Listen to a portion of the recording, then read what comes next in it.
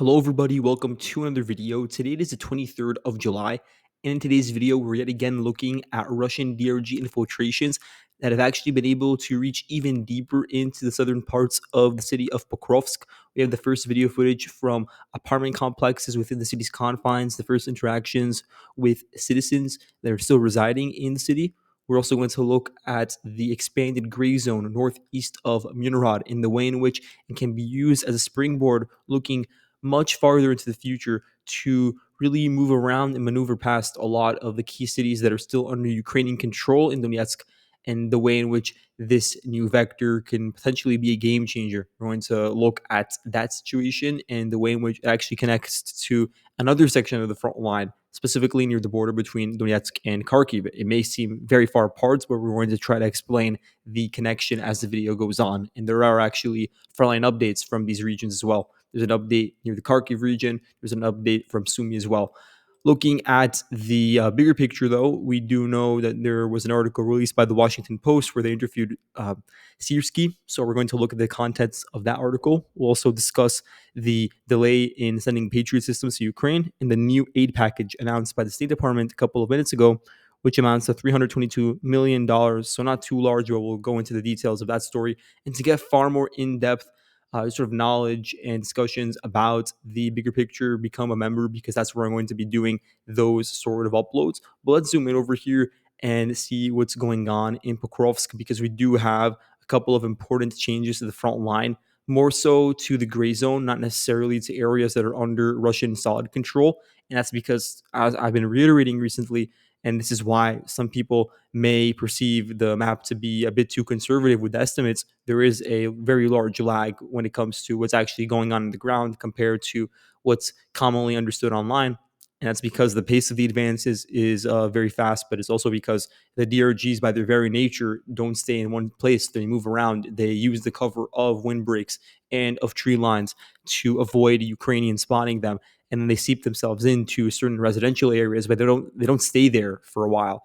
We'll know that those areas are under solid Russian control once more regular Russian attacking units, stealth groupings, and infantry elements are able to come in as reinforcements and fully occupy those areas on a permanent basis. So until then, we just can mark areas as open, meaning they're not under Russian control nor Ukrainian control. And this is an issue that we have presented because some Russian sources, their maximalist view is that this entire span of territory south of the T-046 highway is actually in a gray zone. The Ukrainians no longer have solid control over these regions that I'm marking over here with the red scribble. That's up for debate because we just don't have any footage from here, and the Ukrainians have been pretty silent about this sector of the front line. Something that's really interesting to me would be what's going on in Leontovichi, because we don't have any videos, nor do we have reports on the ground from either side of movements here. But this is an area that includes a lot of residential houses. It includes a low-lying river valley. It naturally connects to Zvirovet. So if you had an assault element that took over much of this village, then it would just sort of like naturally extend that the Russians can also push into Leontovichi given their current momentum, and then from there run along Volitsia Zotova to arrive at the western district of Pokrovsk, and the westernmost district is this area over here by the name of Pervomaika. So that's something that's completely ambiguous for the time being, and the same thing goes for Troyanda. Troyanda itself is also this hamlet that some Russian sources have claimed is under their full control. It's definitely no longer under Ukrainian control, as this entire territory, and we're going to sort of estimate the size of it right here. It's turned into sort of a Russian playground. Their DRGs are operating around here with impunity. It's 1 square mile in total, but they are doing so in small elements. I would say it's actually smaller than 3 to 4. It's probably for the most part 1 to 2, accompanied by drones in certain cases. And they've just rendered the highway over here, the defenders of Ukraine Street, completely useless for Ukrainian vehicles. They can't use it anymore. They can't be safe, at least while they do so. And so all of the drone crews that may have been operating in basements, they've been moved further northwards. All the ground forces that have been involved in holding the perimeter, they're getting pushed back. And that depends on whether they actually are abundant over here at all in the first place. And all other sort of rear workings that previously could have been afforded to be moved a bit closer to the front line near the southern part of the city have been moved northwards, and a lot of those sort of assets could probably be at risk of encirclement if they are not evacuated very quickly. So just think about it. The routes, the escape routes out of here, like the E50 highway and its extension over here to the west, or the routes out of Prishni, or the route northwards to Dobropilia, even though the distances, looking at the map over here, they may seem a bit farther than what we would expect from other battles where we had similar cauldrons, just due to the expansive size of Pokrovsk and its flanks. Like here we have 3 miles, or something like a bit less than 5 kilometers. But to be fair, the reality on the ground is first of all different due to the use of gray zones, but it doesn't really matter because the drone coverage over here is just very heavy.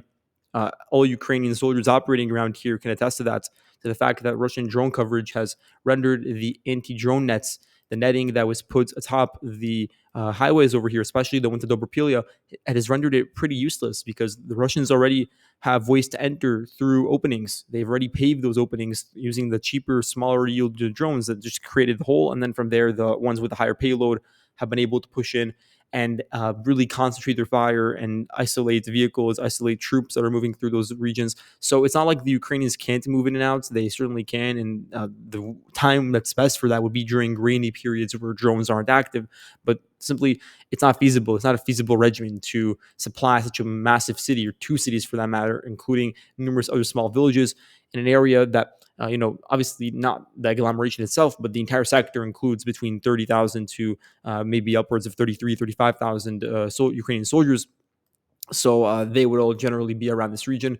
And that sort of movement around here becomes much more cumbersome as a result of the drone coverage that is really, really putting strain on them. So, from a Ukrainian perspective, their objective over here should be to try to, first of all, secure the flanks as much as possible, or at least prevent any sort of like direct Russian cutoff of the roads, because then there would be no choice but to immediately retreat. And then let's say they do want to utilize Pokrovsk and Murad. They don't want the fall of these cities to be spontaneous. They don't want to give up such important chunks of territory, not only because of the surface area, but because of the way in which defenses were built around them, including these perimeter trenches and also just the contents of the city themselves. There are massive high-rise buildings that can be used to drag out fighting to a certain degree.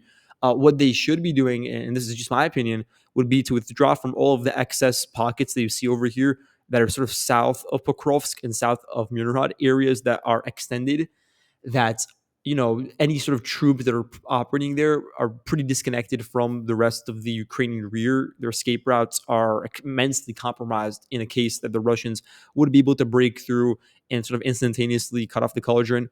So they would be the ones at most risk in that sort of scenario. And they're also just extending the front line, stretching it out in a way that's not conducive for the Ukrainians, who are already at a manpower disadvantage, and actually a very significant one. Because even though I estimate the size of the Ukrainian garrison from Udachny all the way up to, say, Poltavka, right before you reach Yablonivka, I would estimate it at around 30 to 35,000.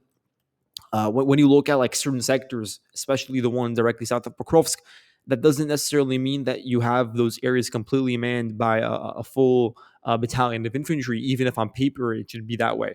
As we talked about, most likely the 32nd Mechanized Brigade was caught with really a complete lack of forces that can actually effectively counter a ground assault, even by small groups of DRGs. We're not talking about a concerted effort. We're talking about very small groupings. And even that was enough to overwhelm this force, which just gives you a very good indication of how weak it was and how much it really was on paper. And that can make you question my estimate, first of all, and that would be completely reasonable. And it also speaks to the fact that definitely there has to be a correction of the front line. The Ukrainians cannot be manning every single square inch of territory over here along a very stretched out pocket that spans a lot of territory. So for them, they need to really conserve their energy, conserve the front line contracted, so it's more focused on corridors that they know how they can defend in an urban setting, because the Ukrainians have done that before. They have the experience to fight in an urban setting. But given the pace in which the Russians are maneuvering, they don't have control over the initiative in such a way that they can really do that effectively. So I'm just trying to like steelman what the Ukrainians could theoretically do, but I don't think it's going to go down this way. They should probably be withdrawing from these regions over here and try to create a salient that is a bit less exposed to being cut off as a result. So all this deadwood over here, 33 square kilometers of territory, can sort of be abandoned, and then it would sort of invite the Russians to attack into the cities, and then from there it can be used as a way of dragging out the fighting and really ensuring that it gets relegated to those areas rather than allowing the Russians to expand in other locations like the fronts to the northeast. That would be just like a hypothetical scenario. But what we're seeing now is that the pace in which the Russians are infiltrating into the city is making it so the Ukrainians can't even do that, because as we zoom in over here, you can see that the Russian forces are already pretty close to reaching the Shakhtarsky districts. Some Russian sources insist already that they've arrived at the center over here near the local hospital and near a lot of the apartment complexes. So they would obviously be doing so through the routes from Zvirova, for instance, or directly southwards from Belgian, this village that's unnamed on Google Maps. From there, crossing over this paved area near the Terracan, and from there to Troyanda and to the Jubilee Park, and then they can sort of branch out to wherever they so choose. As we talked about in earlier videos, this is the Zelenivka district. This location over here, there's the Parkovy district. I'm circling that here. Azurny's over here, and then you have Shakhtarsky generally operating in this location. To the east, Soniachny, this area, and then to the west, you have Pivdini over here. And then just disregarding this sort of outstretched location, which is still a part of Pokrovsk, but it's south of the E50 highway, and it does have a bit less continuity with the core part of the city. You have over here to the east, or to the north rather, the Sobachovka district, which is the one that's a bit less, concentrated. Obviously, it's larger in terms of surface area. It maybe has more people, but it is less dense, and it does not have many high rises. The high rises are over here, and theoretically, it would have been favorable for the Ukrainians to have them a bit further back on the sort of the northern part of the city, so they could overlook the entire battlefield. But because they're located southwards, a lot of the potential benefits have been neutered, because the Russians are already here, and they've already entered into the first houses, the first garages, and have already interacted with the first citizens in this area. They released footage that indicated that they were talking to one individual. So it's still the really early seasons of this, but they have already been able to make those sort of inroads.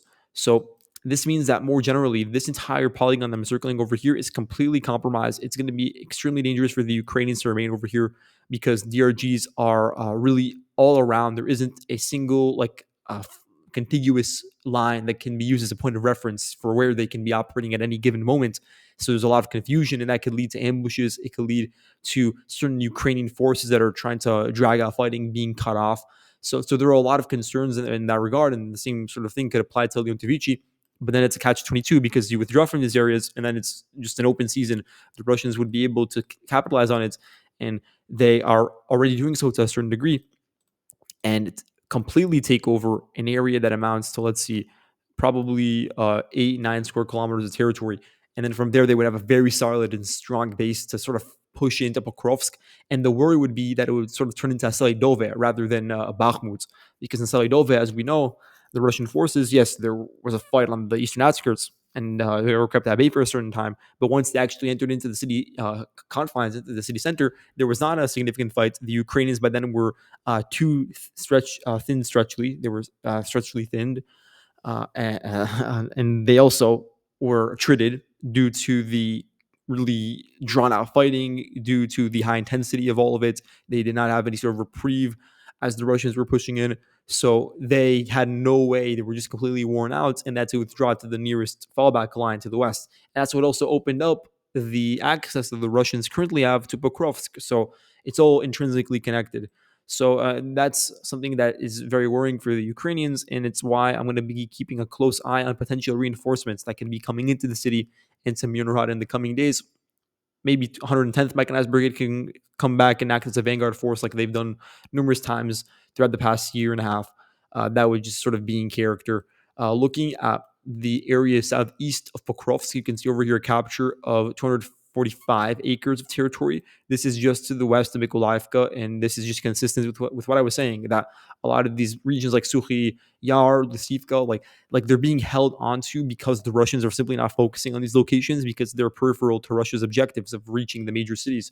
But that does mean that the Ukrainians are pinned down in these regions. It's not a massive force, it's a rather small one, but still it is a distraction. It's also a distraction for the drone crews that are fighting over here.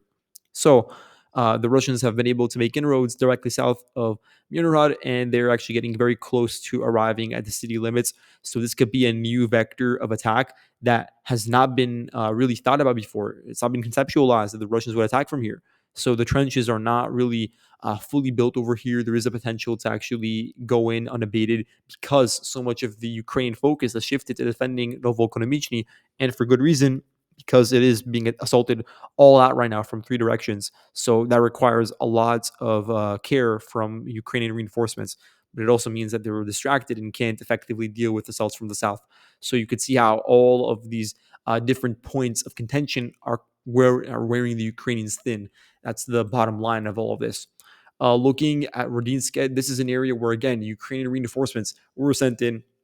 This is a region where originally the Ukrainians had a really insufficient amount of infantry, and that's what allowed the Russians to break through into Razina in the first place and expand westwards from there, pushing what is this, like 2.5 miles west of the Kazani Turets River. But due to those stabilization measures, the Russians have been unable to enter into Zatishok yet, although it's very close to the front line. They've been unable to enter into Zukhetska or Rodinska or Chivoni, what is that, Liman. DRGs do enter into this mine over here, the Krasno-Limanskaya mine, but they've not been able to take it over. The fall of this would then essentially guarantee that Rodinska falls as in like the next domino, because then they would have a clear route along this paved road to enter into Rodinska. And it is just so small in surface area, even though it is dense, and that's a major benefit. But just the way in which the Russians were able to stun the Ukrainians and get so close to it without any preparation does mean that some of the benefits have been neutered. So you can see that the Russians are currently 2.25 miles away from arriving at Rodinska's eastern outskirts. We'll be looking at this because the moment that the Ukrainians do have to redirect some forces, the moment that they do suffer from some level of exhaustion over here, like the new units that were moved in immediately after the breakthrough, that's when the Russians are going to pounce over here and cut off the highway, cut off the access points that you see in orange. And you can see that for the most part, the heavy lifting is being done by the 38th Marine Brigade and through Argus drone units. There are a couple of other units over here that we've mentioned previously. But something that's really important and has been really overlooked up until the past day or two is the area even further north than Rodinska, because this is not necessarily linked to Pokrovsk itself. It's actually looking even further into the future and the ways in which this can sort of alleviate some concerns that the Russians have about Ukrainian defenses on the rear. So the Russian forces, due to the just numerous parallel attacks that were going on, they uncovered a gap in the Ukrainian line and decided to exploit it because it could be connected to Dobropilia, for instance. So they were able to reach this road in between Shachove and Ovo Shachove. We talked about this in the earlier video, but now there is just consistent information confirming that this is the case, that this area is still a gray zone. There's been no update about Ukrainians being able to stabilize the front line over here. We don't have a good idea of a major brigade that's operating in this area. What we do have is the Corsair Strike Battalion of the 91st Anti-Tank Battalion. So you're looking at a very small unit that's really important for frontline activity, don't get me wrong, but it's not any sort of like really abundant force. Same thing with the 1st Assault Regiment, the Finchy Wolves. Here you have the Scala Assault Regiment, so they're generally floating around here, but they can definitely be deployed to areas further east or southwest, depending on the given day. What this means, though, is that the Russian forces have been able to create this sort of window of ambiguity spanning 4.3 miles. And this is just completely along open fields that, anyways, due to the light infantry and then the shortages, they cannot really man these sort of regions. First of all, because they don't have the manpower, but even if they did, it would be extremely dangerous. So now the road over here is difficult to access. Entrance points to Nikhanorivka are difficult to access, as even some Ukrainian sources allege that the southern outskirts of this village are in a gray zone due to DRG activities. So that's another region that can fall into Russian hands. But there are also similar reports about Mayak, Pankivka, even Volodymyrivka with an attack coming in from the southeast, sort of. You could see it over here, but I've not been able to verify the validity of those claims.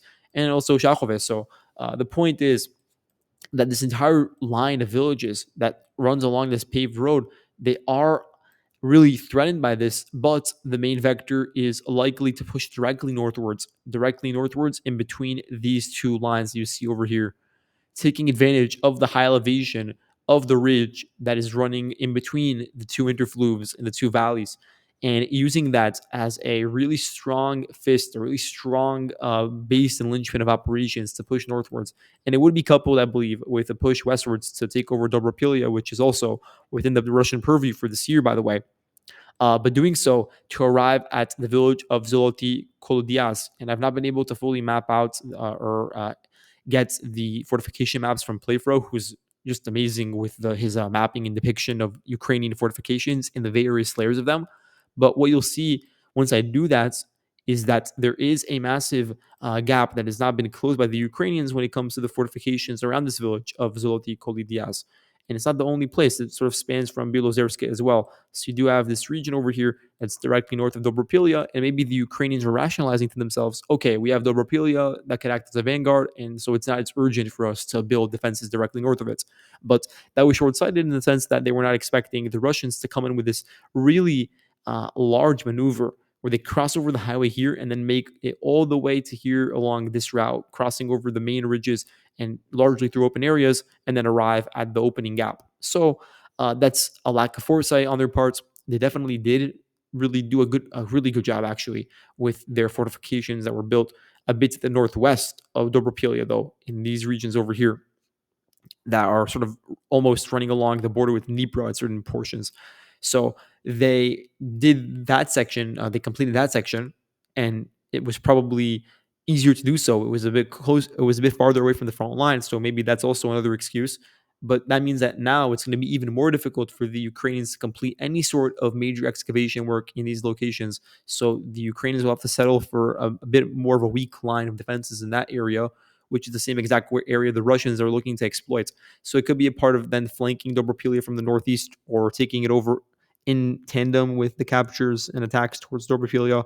But more generally, I think that the sort of bigger picture with all this is that the Russian forces are frankly looking to develop breakthroughs that are located to the west of the major network of cities that is defending the final bastions of Donbass.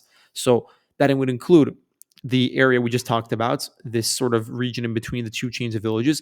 It would also include this open area directly north of Poltavka and Rusin Yar that would play a huge role in the capture of Konstantinivka, flanking it from the west. It would also play a role in being able to approach Druskivka from the south in tandem with perhaps movement like this from the west through, once again, ridges, through the same exact highways that the Ukrainians relied upon to supply their front line for so long.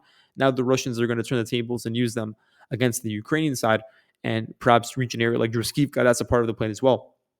And just so on and so forth to Torska and Slovyansk. Because imagine a head-on assault onto these major cities that are number in the hundreds of thousands. It's simply not practical. It's not practical to assault from the east directly. I'm not saying that it's impossible, but I'm saying that the attrition rates would be absolutely through the roof with these areas because despite the manpower shortages, they definitely would be able to pull up a pool of forces to defend in these urban areas and prevent entry from the entrances and really utilize the vast and plethora, I would say, of defenses, the multi-layered defenses that were set up on the eastern flanks of these cities to prevent entrances. So the best course of action, the one that's the most likely to succeed, would be one coming in from the flank, from the southwest, perhaps. That's a theory that really would explain the recent Russian actions over here. And it's certainly not something that's going to happen overnight, but it is just sort of looking at the situation, looking at the fortifications, and getting a good idea of what would be the logical next step for the Russian side when it comes to their broader planning here. And all of it does sort of come down to the success in Pokrovsk and Murnohrad, actually, because getting that salient closed will then have the Russians, will allow them to have a massive base of operation to push forward, to push towards Dobropilia, convert that into a base of operations, and so on and so forth as they coast through those sort of medium-sized cities and ridges. Looking at other parts of the front line, we do have some other advances, so we'll go through them. Here, south of Bilohora, you can see an advance of 2.4 square kilometers of territory. All the open fields in that salient that is sort of sandwiched in between the two Delivkas have not been closed. It was simply untenable for the Ukrainians to continue defending in this region, which means that the Russians have a very strong salient, and it could become even stronger as this salient here, the Ukrainian salient, begins to close. It's an area that consists of just the Donbass Canal's outskirts and also a couple of ravines. So it's very exposed. But the point is that this also means that this salient, this really deep penetration, which allows the Ukrainian small squads to continue pushing in every now and then to Toretsk and take advantage of the Terrakon, this will also be in grave danger. And those closures, all these closures of salients that have been staking out for so long, that's going to be a big victory because then it will concentrate and consolidate control for the Russian side near the front line. and they'll be able to shift their focus towards more pressing matters on the rear. It'll be able to help them sort of focus all their efforts on various prongs of attack towards Konstantinivka. We've talked about this before, but it would sort of follow the highways because those are just the natural vectors of attack. You have it over here near Ivanopilia. You have it from Bilohora with the capture of that village recently. So everything is sort of just closing in on an entrance into the city. But it won't just be done through Konstantinivka. It has to also be done through an initiative towards Yablonivka. For the time being, the Enai police battalion in Lyut's police brigade is still defending Alexandro Kalinove. They've been able to hold out, so there's not an update from this region, even though I know some Russian sources are claiming that the center of Alexandro Kalinove is under their control. Until we get some sort of proof that disputes my depiction of the situation, I'm not going to change it. And by the way, the commander of the Lyut Brigade died in a motorcycle accident on the rear. I think it was in Kiev, actually. So that's just interesting. But that happened a day or two ago. Looking at the situation further northwards, I want to zoom in on the border near Dnipro and Luhansk over here. There are two updates. First of all, the Russian forces have been able to, for the first time, to just very slightly change the dynamics east of the Zhorovets River. This includes the capture of 2 square miles, and this is very close to the border with Luhansk. You have the Serebryansky Forestry over here, an area that is just littered, enmeshed with these Ukrainian DRGs that are operating here and have turned it into a very strong, fortified magnet or anchor for their resistance that connects to Torska. And clearing it out systematically is extremely difficult. So it's just better to avoid it entirely and create the conditions for the Ukrainians to have to withdraw on their own. So that's why the attacks over here, they may seem like they're aimed at pushing southwards, but I believe they're actually a move westwards as the Russians look to push more than 2 miles westwards and actually arrive at the eastern outskirts of Torska. The goal of taking Torska would then be to sort of move south and cut off the connection to the rest of Serebryansky and then sort of force the Ukrainians out through the Donets River or force them out prematurely. Either way, it would be a massive benefit because then the entire bank, the entire eastern bank would fall under their control and they'd be able to turn it into a frontline garrison. They'd be very close, actually, to Zorichny and the road that enters into Liman. So then you'd have a new vector to enter into that city. It's a very important city for the Russian side, and they're planning going into the long term because this is not anything that I'm saying that will occur anytime soon. I'm talking about looking at the end game for Donetsk, actually, but I think it's pretty topical because we're now seeing all these developments in Pokrovsk. So I think it's a good time to focus on this. So Liman is intrinsically connected to Slovyansk. If you guys recall, this was before the Ukrainians were able to reverse these gains in November of 2022 during the Kharkiv counteroffensive, or rather, that was the Kherson counteroffensive. But throughout the fall period, like probably in the period between summer and fall of 2022, that's when a lot unfolded. All of those pushbacks from Slovyansk, they occurred as a natural corollary or extension of the captors of this part of the Kharkiv fronts. So this pushed out the Russian forces from their forward positions that were putting a lot of pressure on the northern flank of Slovyansk. And the Russian forces probably want to mimic the same sort of situation now. They want to retake Liman. They want to use it as a base to arrive at the river, cross over it, take over Sidorove, Mayaki, and once again have the same sort of control over the northern flank of Slovyansk. And their hope would be that it would be connected to some other vector, and regardless of where it comes from, whether from the southwest or the southeast, they would hope that it would be more than one entrance point into the city because it would be so easy for the Ukrainian defenders to concentrate their fire and really close down any one corridor on its own. So that's the consideration with all of the current movements towards Liman and the way in which the Russian forces are trying to systematically just eliminate all the access points into Liman, including from the east and now from the north as well. So let's zoom in on it.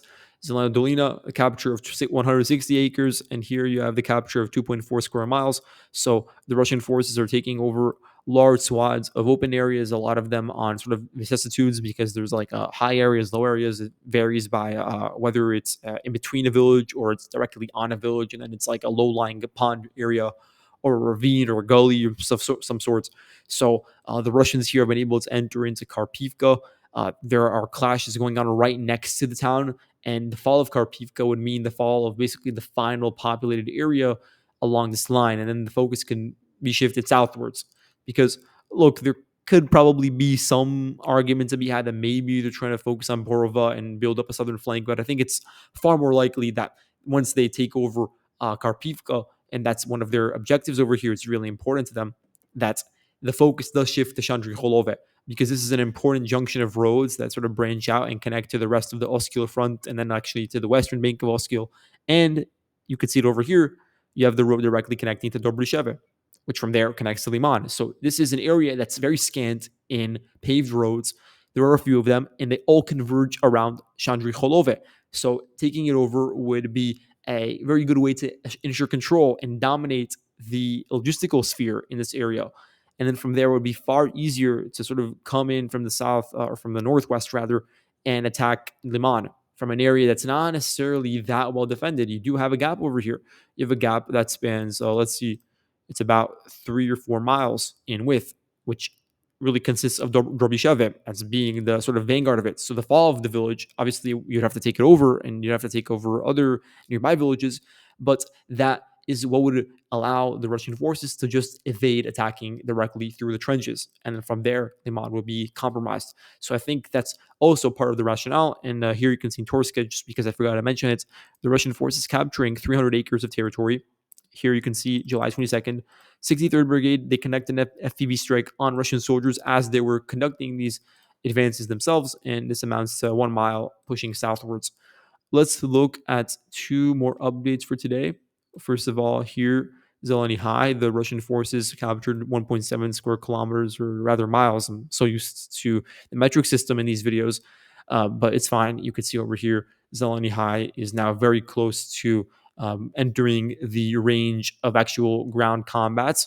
And finally, in Sumy, we have this one update. The Russian forces have been able to turn the tide in Kindra Shivka, right? That's what it's called, or Kinrativka rather, and took back zero point 0.5 square miles of territory, mostly along the northeastern corner of the village. So this gives us an indication that the Russians are trying to be proactive over here. They don't want to create a new status quo where the Ukrainians could just chip away at their holdings and eventually push them out of this entire mini salient entirely. That's their fear, and they don't want to allow that to happen, because as I've said, even though the Ukrainians have been able to fully stabilize the front line over here and actually turn the tide in their favor, the Russians are not done with their local goals over here.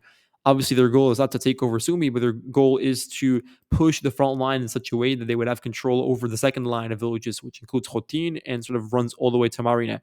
And they've not achieved that yet. So it would be a pretty big victory for Ukraine if they're able to hold on to the line where it stands right now, and then it just enters into a lull for several months.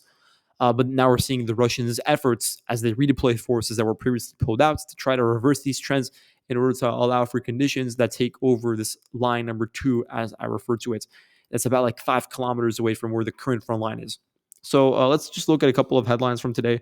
So the United States, they approved the new package, 2 packages actually. So it's military aid that amounts to $322 million of value. It's not that large by any means, but it is the trickle that we've been used to during the late Biden term, and also during the beginning of the Trump administration, as the Russians or the Americans continue to ship in the military equipment that Biden ordered for them during his final days via the Presidential Drawdown Authority. So Trump is continuing to go through that, and is actually now starting to pass new packages that have previously not been directed under Biden's volition. So this new one, it includes one package that has Hawk Phase 3s in them. So, those are the Phase 3s from the 70s, actually. So it's very old, but uh, you know, it's important in the sense that the air defense system can be used against low altitude targets. So you're looking at low lying cruise missiles, but more so, I would say, the Shahed drones, looking at intercepting those Duran 2s. It can't do the full job, but it would just be a way to temporarily alleviate some of the damages. And it does come at a time where the United States has committed to send Patriot battery to the Ukrainians. I think it was actually 5 in total that they're theorizing about, but in practicality, it's very difficult to arrive at that number because the production time, the finalization, and then actually shipping it to Switzerland is going to take at least 8 months. And now instead of going to Switzerland, it's supposed to go to Ukraine. So we're looking at spring of 2026 as the reported time where it could actually be sent to Ukraine, at least one of those Patriot systems. And that's simply not going to be feasible for the Ukrainians to hold out for that long without any other sort of supplementary aid or replenishment of their air defense array. So now the Germans and the Ukrainians are really pressing on the United States to speed up the process of production and sending it to the Ukrainians. And really, frankly, they'll have no other choice but to do that. So probably spring 2026 will not be the date when they get sent. It's going to have to be fast tracked in order to prevent any sort of like a major failure and a major saturation of Ukraine's air defenses. The other part of the package, because the first part was 172 million for the Hawks, and then the other 150 million are for Bradley infantry fighting vehicles. A lot of it is for repair because there are a lot of them that have been damaged; they've not been destroyed. As one of the benefits of the Bradleys, some of the lower yield FPV drones don't destroy it, so it's obviously going to be preferable to using a private residential, or not residential, but just private commercial vehicle. So we've seen the Ukrainians rely a lot on those, but same thing with the Russians; they rely on them as well. All sides are using them, and to escape from certain cauldrons, the Ukrainians are also utilizing them. And we saw in Avdiivka how Bradleys were utilized, including their 30 millimeter guns, to try to hold back the Russians and act as a vanguard force. So if those can be repaired and if new ones can be sent very quickly, then I would assume that they'll be deployed to the Pokrovsk region as well to engage in those sort of activities. And we also had the article from Siersky. He talked to the Washington Post. He talked about urgent requests that he sent to President Trump about long range cruise and ballistic missiles, but especially ballistic missiles, with the hope of targeting, Russia's rear in their industry when it comes to drone production or missile production, artillery production, armored vehicles as well. So that's his hope. The Trump administration will actually approve that. He's talking about new shipments of ATACMs because those have completely run out. But I guess sort of like the dream scenario for the Ukrainians would be to pressure the United States into sending them Tomahawks or some other longer range missile. And then from the Germans, the Taurus, because Boris Pistorius, the defense minister, did say that he's not going to do so. He's not going to send those to the Ukrainians. So he's been very firm in that stance for a while now, even when Scholz was the chancellor in Germany, and now it's Merz, obviously. So it hasn't changed. So he talked about the need for air defenses. He talked about the need for drone interceptors specifically. So that's an entirely new phenomenon that the Ukrainians are working on, both in terms of like actual tangible drones that can intercept other drones, but then also on the ground technology, like the vampires that are used against drones, like against Drone 2s. So that was mentioned as well. They talked about 155 millimeter artillery shells being needed. For a while, the gap between the Russians and the Ukrainians was contracting, was getting closer, but now there's beginning to be a bit of an increase in the gap between the two sides as shortages of artillery are beginning to form. So this is a time that the Ukrainians once again are requesting those, and because of the sort of conveyor belt of artillery in previous years under the Biden administration and even at the beginning of the Trump administration, I do think that that is probably a feasible request, and the United States will try to do that as a sort of like a stopgap measure to just continue sustaining Ukraine's war efforts. And that's what I think we're going to see for the time being. And unless there's some sort of major political shift, I think we're going to continue seeing these small trickles of aid, and maybe there'll be a bit of a larger one when the Europeans purchase a system and then send it to the Ukrainians in a roundabout way.